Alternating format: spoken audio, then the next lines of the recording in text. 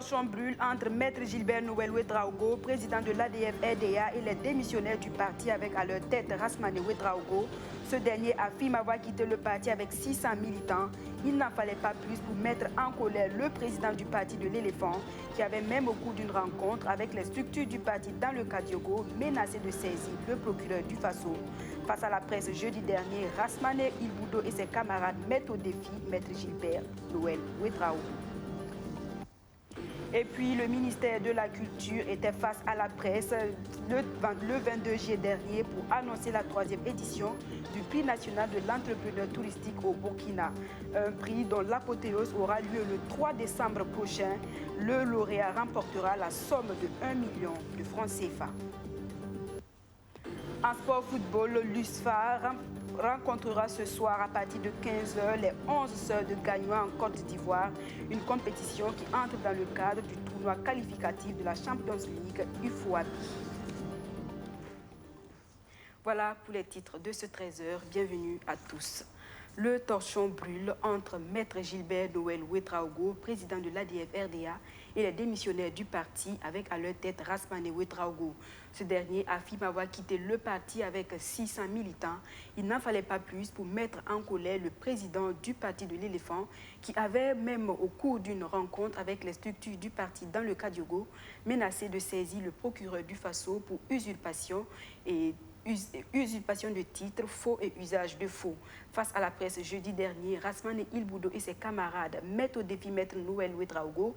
Il peut entamer la procédure car il persiste et signe. Ils ont quitté le parti avec 600 militants de façon indirecte avec plus de 5000 partisans. Alexis Bilemnaba. Voici ce que disait Maître Gilbert Noël Ouédraogo à propos des démissionnaires de sa formation politique, l'ADF-RDA, au cours d'une rencontre avec les structures du parti. Mais je voudrais le mettre en garde. Cette fois-ci, là, nous ne ferons rien. Mais la prochaine fois, et s'il veut, ils n'ont qu'à répliquer. S'il sort et il dit qu'il y a les 600, là, il n'a qu'à le dire. Nous, on va saisir le procureur du Faso avec plainte pour usurpation de titres et usage de faux. Et on va aller en justice. Et il va nous montrer où sont ces 600 militants qui ont quitté la DFRDA. Ce 22 juillet, les démissionnaires, avec à leur tête le Baloum Naba de Poissé, donnent la réplique via une conférence de presse. Je voudrais répondre à Maître Gilbert Noël Ouédraogo, qui menace de saisir le procureur du Faso pour usurpation de titres et de faux et usage de faux, qu'il peut déjà commencer la procédure.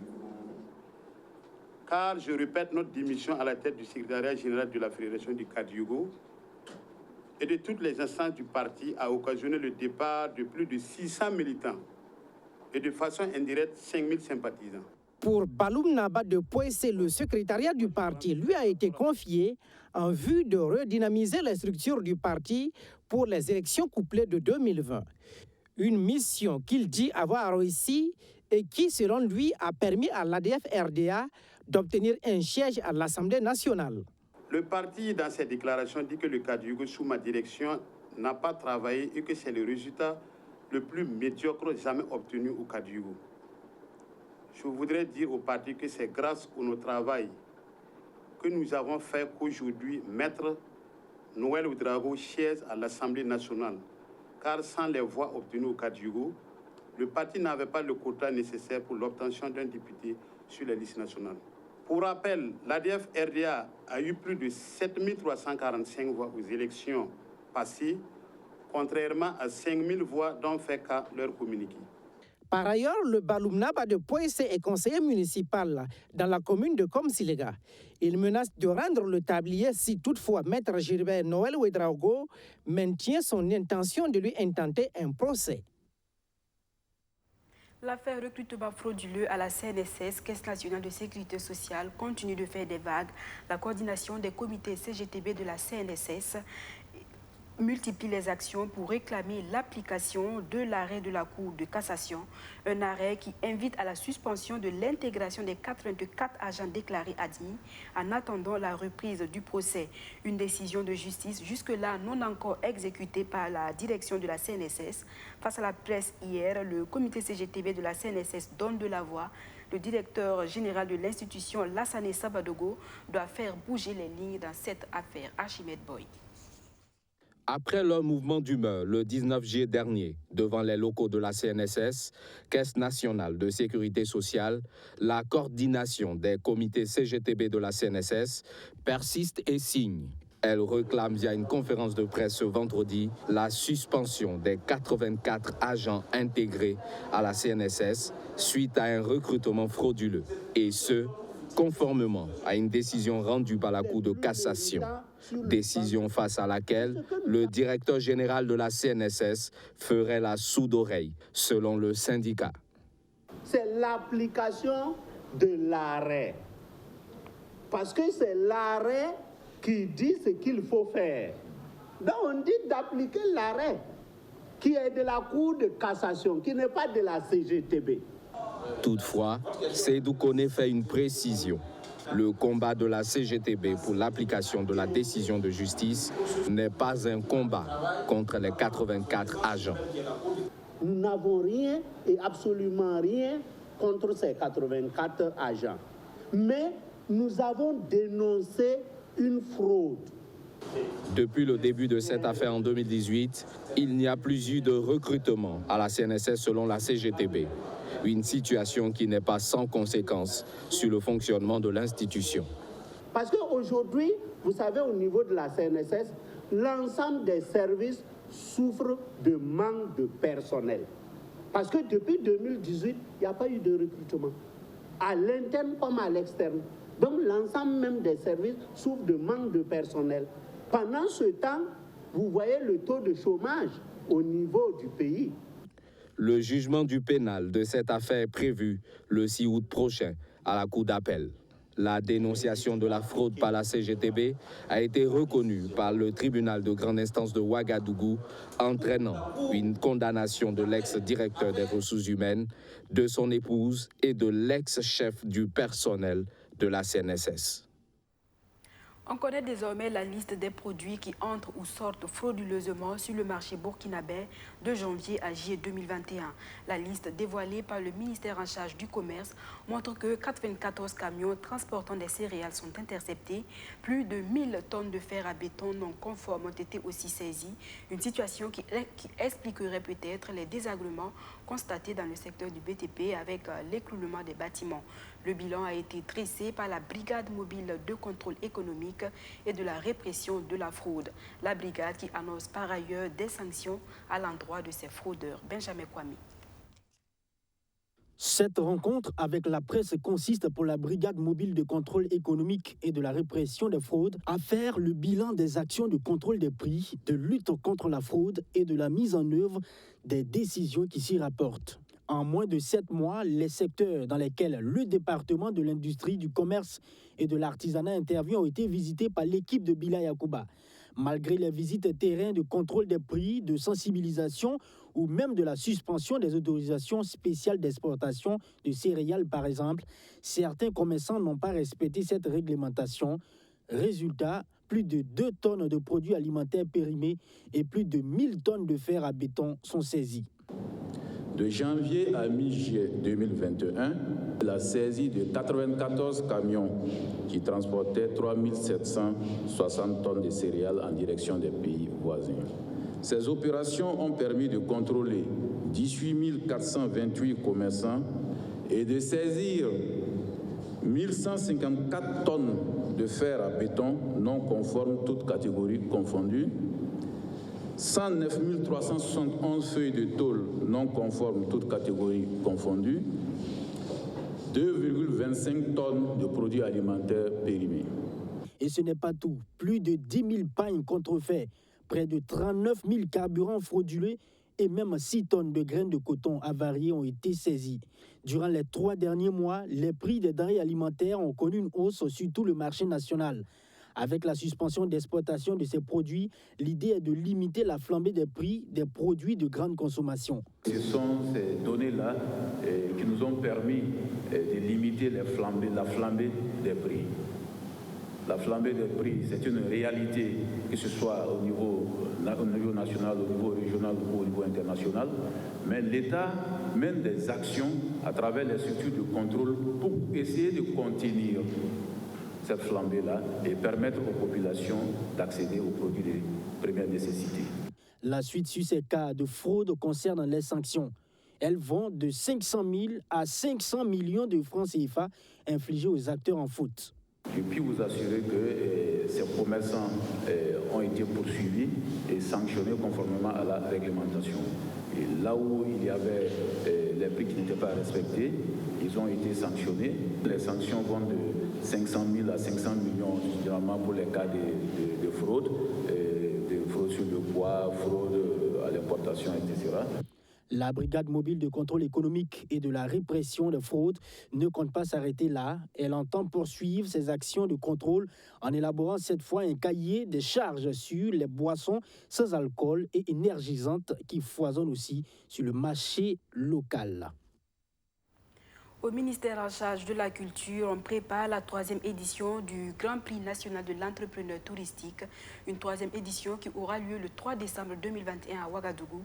À 5 mois donc de l'événement, le comité d'organisation était face à la presse pour annoncer les couleurs de cette 3e édition et inciter les potentiels candidats à préparer leur dossier afin de tenter de remporter la compétition avec à la clé la somme de 1 million de francs CFA. Abdou Aziz Sari.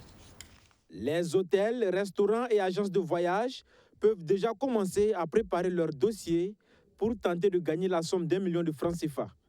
Les inscriptions à la 3e édition du prix de l'entrepreneuriat touristique, c'est du 9 août au 8 septembre prochain sur toute l'étendue du territoire national. Cette initiative du ministère de la Culture vise à inciter les acteurs des différentes branches du tourisme à offrir des services de qualité. Ça veut dire la qualité des prestations des biens et services fournis par les entrepreneurs sont déterminants quant à l'attractivité de la destination. Si vous avez des produits de qualité, les gens vont venir. Nous avons des sites touristiques de qualité, mais souvent c'est l'offre dérivée, c'est-à-dire l'offre en matière d'hôtellerie, en matière de restauration, en matière d'espace de loisirs qui pose problème. Donc ce prix, c'est d'encourager ceux déjà qui mettent leur temps et puis leur argent, mais aussi encourager d'autres personnes à investir dans le secteur du tourisme pour rendre notre industrie touristique compétitive et dynamique. Cette année, l'événement est placé sous le thème « Tourisme et entrepreneuriat féminin ». L'idée est d'encourager les femmes à s'investir davantage dans le secteur. Quand vous prenez dans notre secteur, il n'y a que dans la restauration que vous avez assez de promotrices. Les autres filières du tourisme, à savoir l'hébergement, les loisirs, les voyages, il y a très peu de femmes. Donc ce thème-là vise vraiment à créer aussi, à encourager les femmes. La création de 4 prix spéciaux constitue l'innovation de cette 3e édition.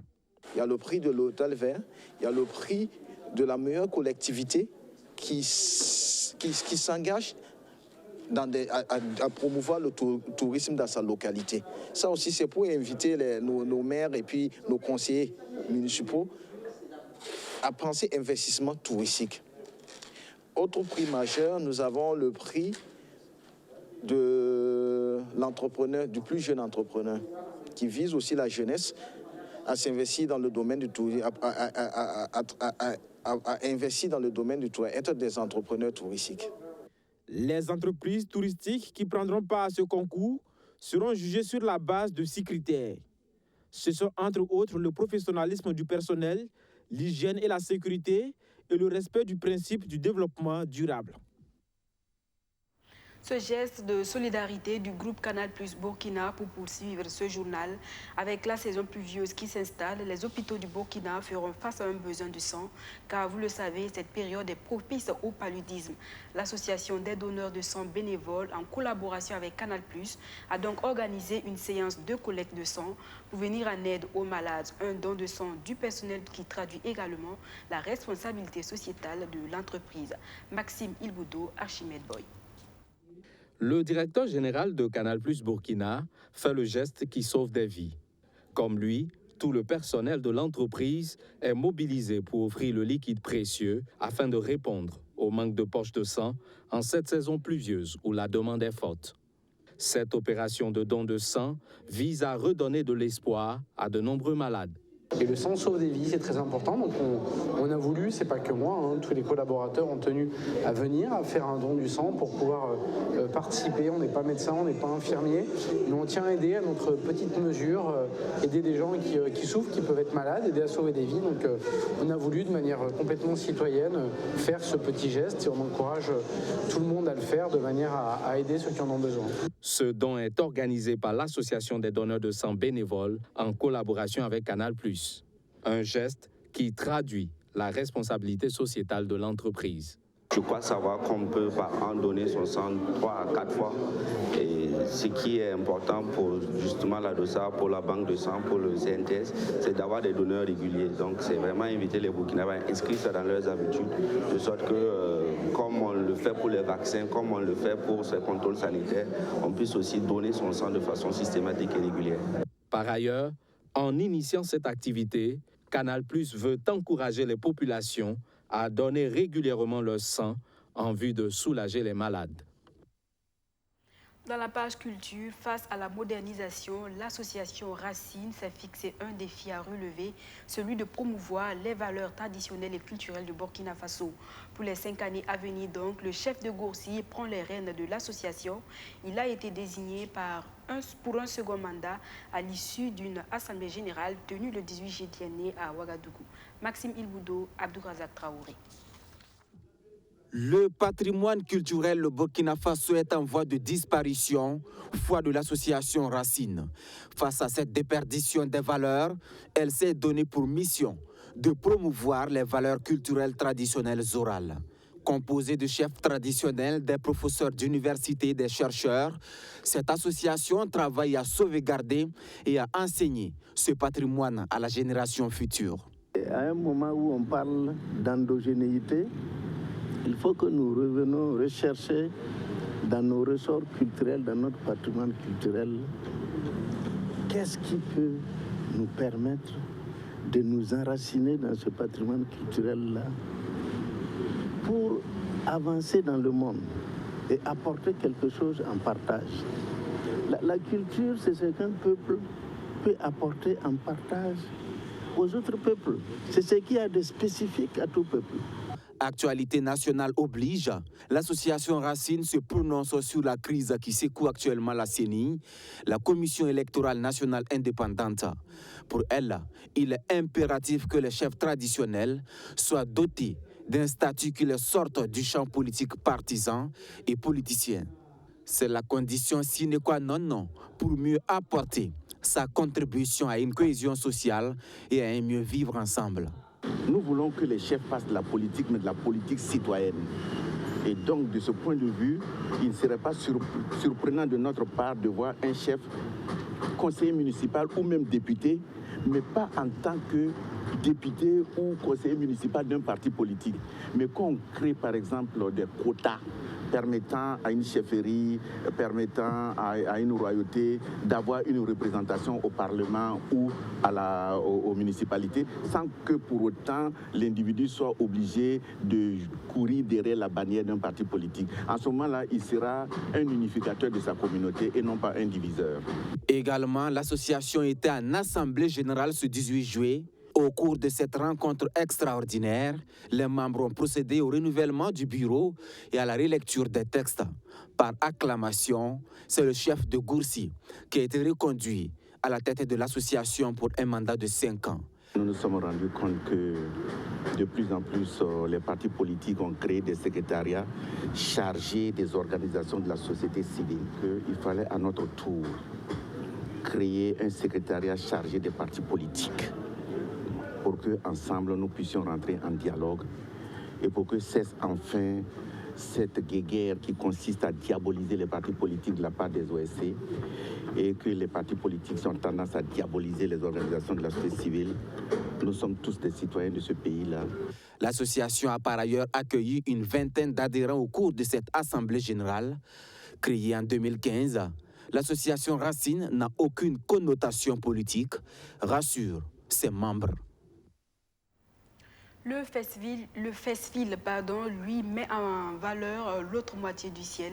L'initiative de l'Association des jeunes filles leaders de la région des Cascades vise à mettre en place un cadre de fédération des énergies féminines afin de booster le développement du Burkina Faso. La première édition du Festival des filles leaders a été marquée par plusieurs activités, dont la cérémonie de distinction de la meilleure élève de la commune de Banfoura au BEPC, session de 2021. Justin Amonto. Un festival pour faire de la femme le levier du développement. FESFIL, le festival des filles leaders.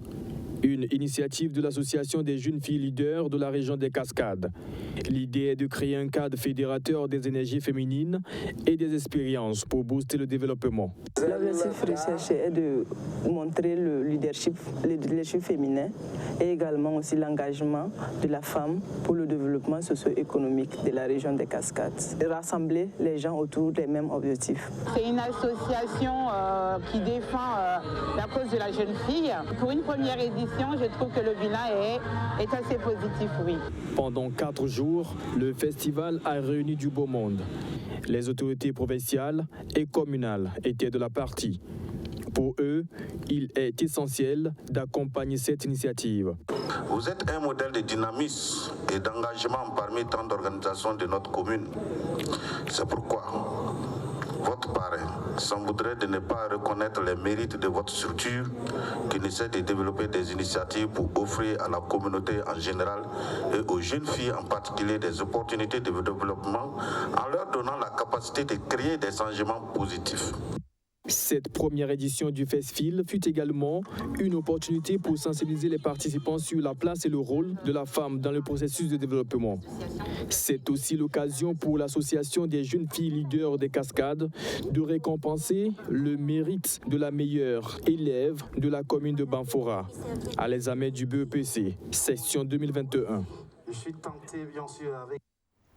Le 9e TAC, le traité d'amitié et de coopération entre le Burkina Faso et la République de Côte d'Ivoire, s'est ouvert hier vendredi à Abidjan avec la réunion des experts. Ils vont travailler durant 48 heures et cela avant le Conseil des ministres prévu le 27 juillet prochain. Plusieurs sujets sont à l'ordre du jour, santé et sécurité. On en sait davantage avec notre envoyé spécial à Abidjan, Kwame Hervé Dapa. Ce 24 juillet vient de s'ouvrir à Abidjan, à l'Hôtel Ivoire, le 9e TAC, le 9e traité d'amitié et de coopération ivoiro-burkinabé. Un 9e TAC assez spécifique. D'abord, premièrement, parce qu'il n'y aura pas cette année de rencontre au sommet des chefs d'État. Elle a été reportée à une date ultérieure. Raison, explication officielle donnée, ce serait pour des questions de sécurité sanitaire. Ce sont donc les chefs de gouvernement des deux pays qui viendront parapher les derniers documents. Qu'à cela ne tienne, les travaux en commission viennent de s'ouvrir il y a quelques heures. À l'ordre du jour, comme vous le savez, les questions de sécurité, de santé, de commerce, de développement, de coopération, d'infrastructures. Et puis il y a à l'ordre du jour ce qu'on a appelé les sujets spécifiques, c'est-à-dire la post-évacuation du Mont Péco, l'orpaillage illégal et la traite et le travail des enfants. Il a été aussi ajouté aujourd'hui même à l'ordre du jour pour la partie burkinabé, la réouverture des frontières terrestres et puis la libre circulation des biens et des personnes.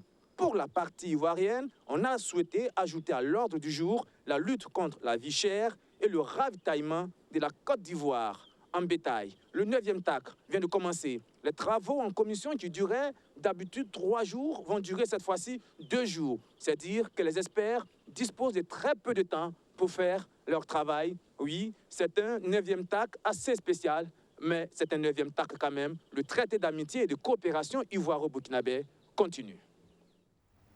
On reste en Côte d'Ivoire pour cette fois-ci parler de sport en football dans le cadre du tournoi qualificatif de la Champions League UFOAB. Les Colombes de l'UFA affronteront cet après-midi à 15h précisément à Abidjan les 11 sœurs de Gagnois. Mais avant le coup d'envoi du match, l'équipe burkinabé a suivi une séance de dégraissage. L'UFA dit être prêt pour décrocher les 3 points afin d'espérer un ticket pour la phase finale qui se tiendra en Égypte. La correspondance depuis Abidjan de Sandrine Zougouri.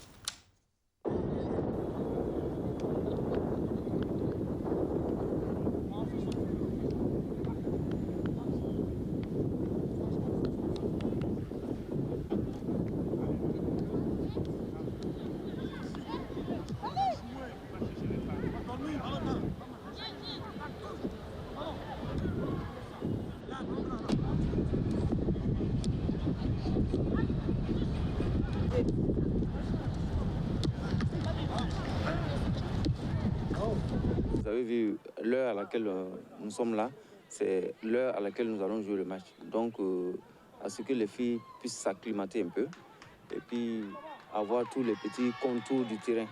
Donc, l'entraînement de ce soir.